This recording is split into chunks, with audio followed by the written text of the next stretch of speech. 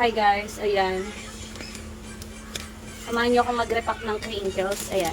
Ang benta ko dito ay 45 per pack. Tapos kapag yung per box ko, 90 pesos per box. 8 pieces naman siya. So pumapatak mo 10 pesos ang isa. Siyempre, kapag mas konti, mas mahal. Pero kapag mas marami, mas makakatipid kayo. So, naghahanap ako ng mga reseller. Nagkakolek ako ng reseller. Binibigay ko to ng 3 for 110. Kung gusto nyo mag-resell, pwede rin naman. Nabibenta ko to ng 45 each. Yan. Mga students, ayan, mga workers, ayan. Ito, dadagdagan ko pa to ng sugar later. Kasi iba talaga, syempre, crinkles di ba? Mas masarap pag may sugar yan. Powdered sugar. So, ayan, re-repack lang tayo dito ng 4 na piraso. Ayan, isa ko lang.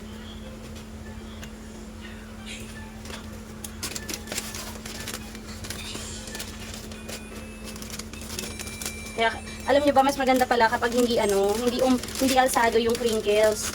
Kaya yung crinkles ko, kung mapapansin niyo, flat talaga siya, oh. Hindi siya yung putok. Pumuputok siya pagkatapos i-bake. Tapos, syempre, ika-travel ko papauwi dito sa amin. So, pinagpapatong-patong ko. Tapos, na-realize ko, mas maganda siya kapag ganito, yung pipi. Kasi, mas chocolatey yung niya. Yung laman niya. Ito, naputol ko na.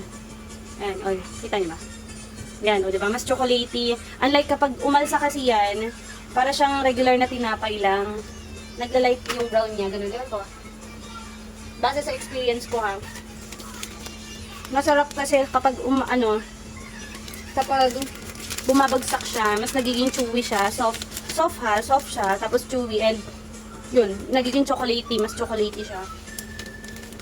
Kasi di ba pag tinapay, pag alsado, parang may hangin na siya. Pero kapag ganito na ayan, ganyan lang, di ba? Tapos nabebenta ko siya ng 45 each. Pero ngayon naka-promo ako 3 for 110. Kaya grab nyo na. Hanggang February 28 ito. Kaya why not? Try nyo ibenta. Try nyo muna kainin. Baka hindi nyo pa nabebenta, maubos nyo na. Yan lang, bye.